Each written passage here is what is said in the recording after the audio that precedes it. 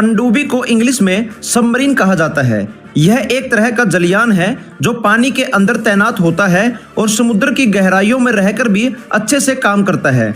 इसमें कई सैनिक एक साथ रह सकते हैं और आपको जानकर ये आश्चर्य होगा कि आधुनिक पनडुब्बियां कई महीने तक पानी के अंदर रहकर हमारे देश की रक्षा कर सकती हैं। पनडुब्बी किसी भी देश की नेवी के लिए सबसे अहम हथियार बन गई है।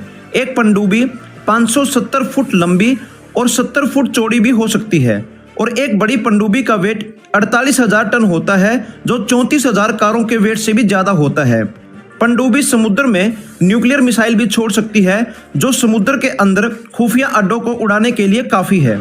चलिए आपको 3D एनिमेशन की मदद से समझाते हैं कि एक पनडुब्बी समुद्र के नीचे कैसे काम करती है और पानी के अंदर इतने सैनिक सांस कैसे लेते हैं। एक पनडुब्बी में आराम से 160 से लेकर 170 तक सैनिक रह सकते हैं। पनडुब्बी नॉर्मल कंडीशन में लगातार 120 दिन तक समुद्र के अंदर रह सकती है।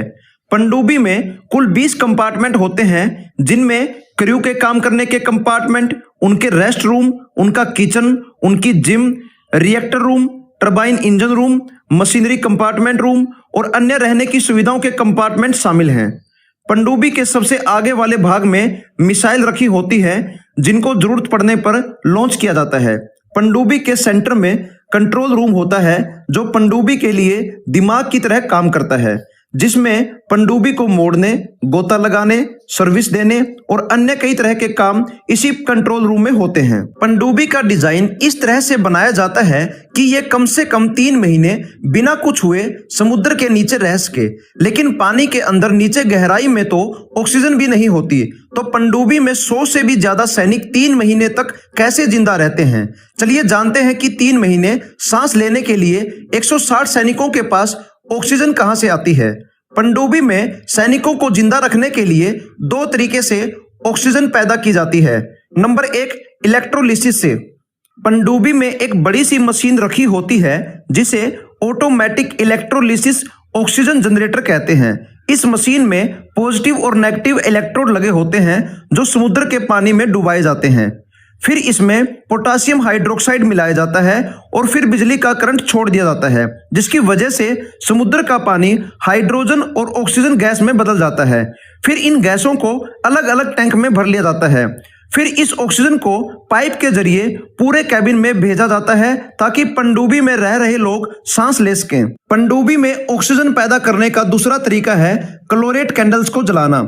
क्लोरेट कैंडल एक तरह का सिलेंडर होता है जिसमें एक केमिकल भरा होता है जिसको जलाने पर ऑक्सीजन पैदा होती है और इस ऑक्सीजन का सैनिक इमरजेंसी में सांस लेने के लिए इस्तेमाल करते हैं।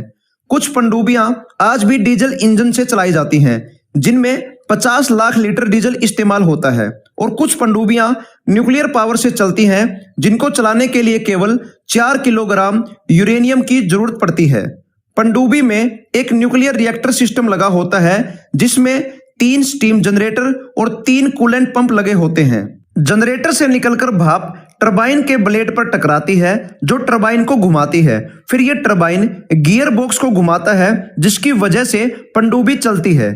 तो दोस्तों, पनडुब्बी में जिम से लेकर, रसोई से लेकर, सोने से लेकर, ऑक्सीजन पैदा करने वाली मशीनरी से लेकर मिसाइल छोड़ने की भी सुविधा होती है। तो इस तरह से आधुनिक पनडुब्बियां सारी लेटेस्ट टेक्नोलॉजी से सुसज्जित हैं और हमारे देश की नौसेना की सुरक्षा करती हैं। उम्मीद करते हैं कि आप लोगों को हमारी ये वैल्यूएबल वीडियो पसंद आई होगी। कृपया करके हमारे चैनल को सब्सक्राइब करें और इस वीडियो को लाइक और शेयर करें। धन्यवाद।